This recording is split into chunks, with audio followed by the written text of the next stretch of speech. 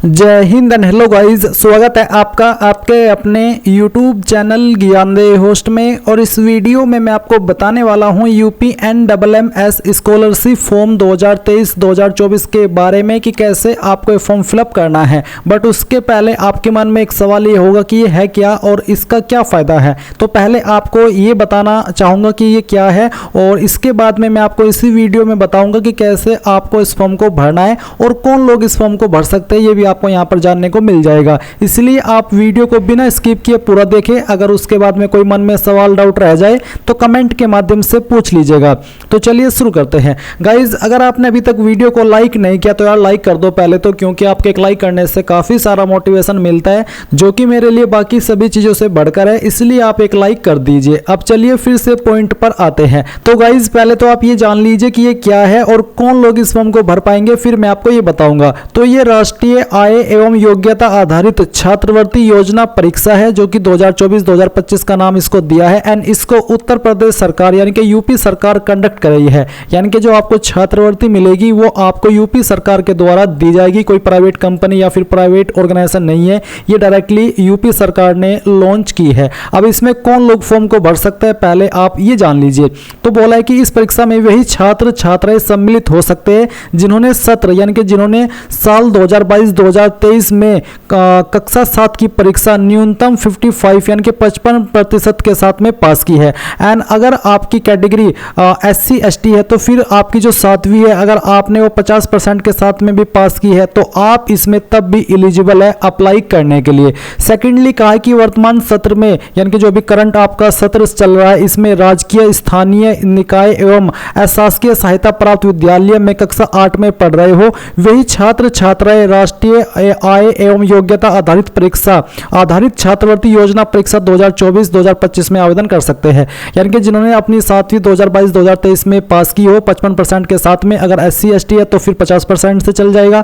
And current में अभी आप यहाँ पर कक्षा 8 में पढ़ रहे हैं किसी भी राजकीय या फिर स्थानीय निकाय एवं अशासकीय सहायता प्राप्त विद्यालय में, तो आप इसमें फॉर्म को भर सकते हैं। फिर कहा कि आपके अभिभावक यानी कि जो आपके पेरेंट है उनकी कुल वार्षिक आय 3,50,000 इससे अधिक न हो, यानी कि आपकी सालाना आपके पेरेंट की सालाना कमाई 3,50,000 से ज़्यादा नहीं होनी चाहिए।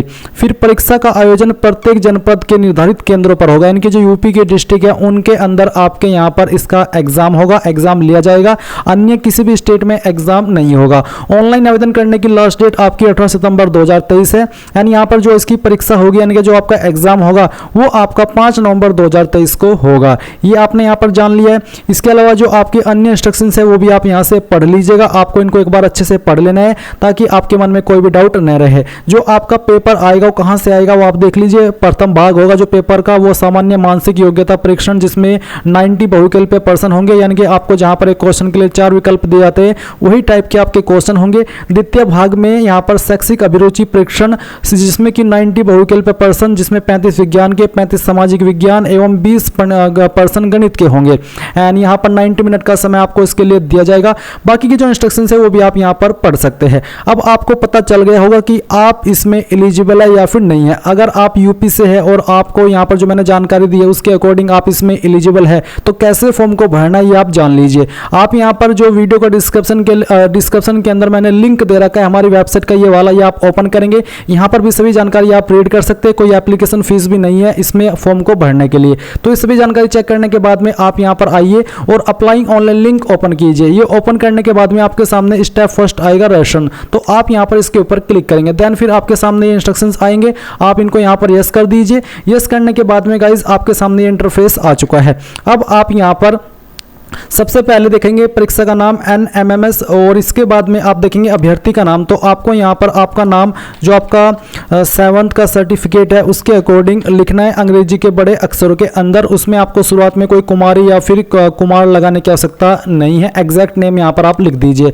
फिर जो आपका आधार संख्या यानी कि आधार नंबर है वो आप यहाँ पर लिखेंगे। डेट ऑफ बर्थ आपको यहाँ पर सिलेक्ट करनी है, पहले डे फिर इसके बाद में मंथ और फिर जो भी आपका ईयर है वो भी आप यहाँ पर इस तरह से सिलेक्ट कर लेंगे। इसके बाद में यहाँ पर आपकी जो जन्म तिथि है वो आपको शब्दों में लिखनी है। Type in English capital letter, आपको अंग्रेजी के बड़े अक्षरों में, जैसे कि आपको यहाँ पर इस तरह से जैसे मैंने लिखी है 0, फिर यहाँ पर मैं 0 लिखता हूँ, फिर तो इस तरह से फिर आपका जो मंथ है जैसे कि 02 और जो मंथ है वो यहाँ पर आपका जुलाई है तो ये होगा 7, तो यहाँ पर मैं 0 इस तरह से। फिर इसके बाद में 2008 तो आप यहाँ पर 200 इस तरह से आप यहाँ पर लिखेंगे, जैसे कि मैं आपको लिख करके दिखा रहा हूँ 00 और EIGST 8 हमने इस तरह से इसको लिख दिया है। तो आप इस तरह से लिख देंगे आपकी डेट ऑफ बर्थ को।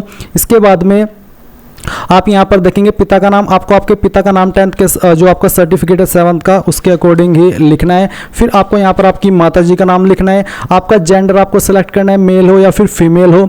अभ्यर्थी का निवास स्थान, तो आपका निवास स्थान ग्रामीण है या फिर शहरी, यानी कि आप सिटी में रहते हैं या फिर ग्रामीण, तो जो भी रहते हैं वही आप यहाँ पर सेलेक्ट कर लीजिए। फिर आती है जाति, विकल्प का चयन करें, तो आपकी जाति अगर जनरल है तो आप सामान्य सेलेक्ट करेंगे, SC ST है तो आप ये इनमें से सिलेक्ट करेंगे। SC के लिए अनुसूचित जाति, ST के लिए अनुसूचित जनजाति और OBC के लिए अन्य पिछड़ा वर्ग, तो जो भी है वही आप यहाँ पर सिलेक्ट कर लीजिएगा। तो इस तरह से आप इनको सिलेक्ट कर लेंगे।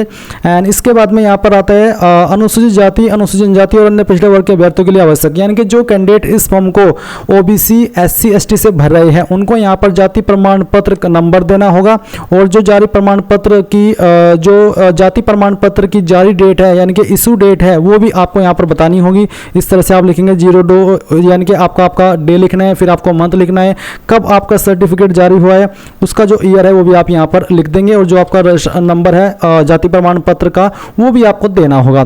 इसके बाद है शारीरिक रूप से चुनौतीग्रस्त, तो विकल्प का चयन करें। अगर आप कोई विकलांग है और आपकी विकलांगता की कैटेगरी है जैसे कि चलन क्रिया, श्रवण दोष या मंद दोष, तो आप वो सिलेक्ट कर लें, नहीं तो आपको कोई नहीं के ऊपर क्लिक करना है। स्वतंत्रता संग्राम सेनानी आश्रित, अगर आप है तो आप यहाँ पर स्वतंत्रता से ये वाला सिलेक्ट कर लेंगे। अगर आप नहीं है फ्रीडम डिपेंडेंट और फ्रीडम फाइटर तो आप इसको नहीं रहने देंगे। पत्र व्यवहार का पता यानी कि जो आपका प्रेजेंट एड्रेस है वो आप यहाँ पर लिख देंगे, पूरा एड्रेस आप लिखेंगे। इसके बाद में जो आपका जिला है उस जिले का नाम आपको यहाँ पर एंटर करना है, आपका जो पिन कोड है वो आपको यहाँ पर डाल देना है। इसके बाद मोबाइल नंबर और ईमेल आईडी आपको देनी है, यहाँ पर आपका मोबाइल नंबर लिखेंगे, यहाँ पर आप अपनी ईमेल आईडी लिख देंगे। इसके बाद संस्था का नाम और पता जहाँ अभ्यर्थी कक्षा 8 में अध्ययनरत हो, यानी कि आपको उस स्कूल का नाम देना है जहाँ पर आप 8वीं कक्षा के अंदर पढ़ रहे हैं। तो जैसे कि मैं यहाँ पर इसको एंटर करता हूँ स्कूल के नेम को, तो मैंने जैसे कि आपको बताया कि आपको उस स्कूल का नाम देना है जहाँ पर अभी आप 8वीं के अंदर पढ़ रहे हैं। तो ये तो आपने उसका नाम दे दिया। अब नीचे संस्था का पता कहाँ पर ये आपका स्थित है आपको यहाँ पर उसका नाम देना है। तो इस तरह से आप यहाँ पर इसको नाम को दे देंगे। एंड ये देने के बाद में आता है जिला, तो जिला कौन सा है वो भी आपको यहाँ पर सिलेक्ट कर लेना है। फिर आप यहाँ पर जो आपका पिन कोड है वो आपको डाल देना है। इसके बाद में यहाँ पर आता है संस्था का प्रकार, जहाँ अभ्यर्थी कक्षा 8 में पढ़ रहा हो तो आपको यहाँ पर इसके ऊपर क्लिक करके बताना कि आपका स्कूल राजकीय है या फिर स्थानीय निकाय है यानी कि परिषद है या फिर अशासकीय सहायता प्राप्त, जिसको आप सहायता प्राप्त बोलते हैं वो है। अगर गवर्नमेंट है सिंपली तो आप यहाँ पर राजकीय सेलेक्ट कर लेंगे। फिर आता है विद्यालय जिस क्षेत्र में स्थित हो, तो किस क्षेत्र में आपका विद्यालय स्थित है, ग्रामीण या फिर शहरी, वो आपको यहाँ पर सिलेक्ट कर लेना है। इसके बाद आता है आय संबंधित विवरण, तहसीलदार द्वारा निर्गत स्वयं का प्रमाण पत्र अपलोड करें, यानी कि जो तहसीलदार के द्वारा जारी किया हो। तो माता पिता विभाग का अभिभावक की वार्षिक आय तो कितनी है वो आपको यहाँ पर लिखनी है। तो चलिए हम यहाँ पर इसको लिख देते हैं। तो इस तरह से आपको यहाँ पर लिख देनी है। फिर जो आपका आय प्रमाण पत्र क्रमांक है वो आप यहाँ पर लिखेंगे, कब ये आपका आय प्रमाण पत्र जारी हुआ है वो आपका यहाँ पर आपको लिखना है। और ये 6 महीने से पुराना नहीं होना चाहिए या फिर 1 साल से ज़्यादा तो पुराना बिल्कुल भी नहीं होना चाहिए। अब आता है परीक्षा का माध्यम, यानी कि जो आपका पेपर होगा वो आप किस लैंग्वेज में देना चाहते हैं, हिंदी या फिर अंग्रेजी, वो आप सिलेक्ट कर लीजिए। इसके बाद है पारिवारिक विवरण, अंकों में लिखे, परिवारों में सदस्यों की संख्या, आपके परिवार में कितने मेंबर है वो आपको लिखना है। जैसे कि मैंने यहाँ पर टोटल संख्या 5 लिखी, फिर भाइयों की संख्या और उसमें कितनी है वो आपको यहाँ पर लिखना है। जैसे कि मैं लिख देता हूँ, और बहनों की संख्या कितनी है वो आपको यहाँ पर लिख देना है। तो टोटल यहाँ पर एक माँ एक बाप और इसके अलावा 2 भाई और 1 बहन, तो कितने होते हैं 5। तो इस तरह से आपको ये जानकारी भरनी है। फिर आता है पिता, पिता का व्यवसाय यानी कि वो क्या करते हैं, उनका बिजनेस क्या है, प्रोफेशनल है, क्लरिकल है, बिजनेस है। नॉट एम्प्लॉय, वो अगर कोई काम नहीं करते तो आप नॉट एम्प्लॉय भी सिलेक्ट कर सकते हैं। अगर कोई बिजनेस करते हैं तो आप बिजनेस सिलेक्ट कर लीजिए, यानी कि बिजनेस को सिलेक्ट करना होगा। उनकी क्वालिफिकेशन कितनी है। नो फॉर्मल एजुकेशन, कोई उनकी एजुकेशन नहीं है। अपर प्राइमरी यानी कि 8वीं प्लस है, सेकेंडरी यानी कि 10वीं, सीनियर सेकेंडरी यानी कि 12वीं, तो जो भी है वो आप यहाँ पर सिलेक्ट कर लीजिए। इसके बाद में माता का व्यवसाय, तो उनको बताना कि माता क्या करती है। अगर नॉट एम्प्लॉय हाउस वाइफ है तो आप नॉट एम्प्लॉय सेलेक्ट कर लेंगे। फिर उनकी जो क्वालिफिकेशन है वो भी आपको यहाँ पर सिलेक्ट कर लेनी है। इसके बाद आप यहाँ पर आएंगे और यहाँ पर हाँ रहने देंगे और फिर स्थान यानी कि कहाँ से आप इस फॉर्म को भर रहे हैं उसका नाम आपको यहाँ पर एंटर करना है। एंड देन सभी जानकारी चेक करने के बाद फाइनल सबमिट पर क्लिक करेंगे। अब गाइज आप यहाँ पर देखेंगे thanks you have submitted data successfully, तो आपके सामने इंटरफेस आएगा और साथ ही रजिस्टर नंबर आपको मिल चुका है। ये नंबर आपको नोट कर लेना है और नोट करने के बाद में आप यहाँ पर होम पर क्लिक करेंगे। होम पर क्लिक करने के बाद अब आपको स्टेप 2 के सामने डाउनलोड स्कूल सर्टिफिकेट, इसके ऊपर क्लिक करना है। इसके ऊपर क्लिक करने के बाद जो रजिस्टर नंबर अभी आपको मिला है वो आप यहाँ पर डालेंगे और प्रोसीड पर क्लिक करेंगे। इसके बाद में आपके सामने कुछ ऐसा इंटरफेस आ जाएगा। ये आने के बाद में आप यहाँ पर देख सकते हैं कि आपका नाम दिया गया, आपके फादर का नेम, कक्षा 7 की परीक्षा जो आपने परसेंटेज के साथ में पास की है, आपकी 7वीं की परीक्षा, वो आप यहाँ पर लिखेंगे। और इसके बाद में यहाँ पर आपका जो दिनांक है, आपको किस डेट में आपने इस फॉर्म को भरा है वो डेट आपको यहाँ पर डालना है। संस्था प्रधान का हस्ताक्षर मोहर सहित यानी कि जो आपके जहाँ पर आप अभी आपकी 8वीं पढ़ रहे हैं उस जो उसके जो प्रिंसिपल है उनको यहाँ पर साइन करने और साथ ही उनकी मोहर लगवानी है। संस्था प्रधान का मोबाइल नंबर भी यहाँ पर देना होगा और यहाँ पर आपको नीचे अभ्यर्थी का हस्ताक्षर यानी कि आपके खुद के सिग्नेचर करने हैं। एंड ये आप प्रिंट करने के बाद में तब करेंगे, यहाँ नहीं बल्कि आपको इसको प्रिंट कर लेना है और प्रिंट करने के बाद में आपको ये आपके स्कूल में लेकर के जाना है और जैसे कि मैंने आपको बताया है उसके अकॉर्डिंग आप यहाँ पर इसके ऊपर साइन करा लेंगे। तो आप इसको सेव कर लीजिए। सेव करने के बाद में आप इसको प्रिंट करा लीजिएगा और फिर जैसे कि मैंने बताया आपको इसके ऊपर साइन कराने हैं। साइन कराने के बाद में आता है स्टेप 3 अपलोड डॉक्यूमेंट, सभी अभ्यर्थियों के लिए अनिवार्य है। तो आपको यहाँ पर क्या करना है, आप यहाँ पर देखेंगे school certificate, income certificate, photo, sign. तो आप पहले स्कूल सर्टिफिकेट के ऊपर क्लिक कीजिए, आपका रजिस्टर नंबर डालिए, प्रोसीड के ऊपर क्लिक कीजिए एंड जो आपका सर्टिफिकेट है वो आप यहाँ पर चूज फाइल के ऊपर क्लिक करके अपलोड करेंगे। बट उसके पहले जान लीजिए कि साइज 90 से 150 KB के बीच में रहना चाहिए और यहाँ पर फॉर्मेट JPG का रखा है। तो आप यहाँ पर चूज फाइल के ऊपर क्लिक करके जहाँ पर भी आपकी फाइल है इस डॉक्यूमेंट की वो आपको सिलेक्ट करना है। मैं इस फॉर्म को डेमो के लिए भर रहा हूँ यानी कि सिर्फ आपको ये बताने के लिए भर रहा हूँ कि कैसे भरा जाएगा।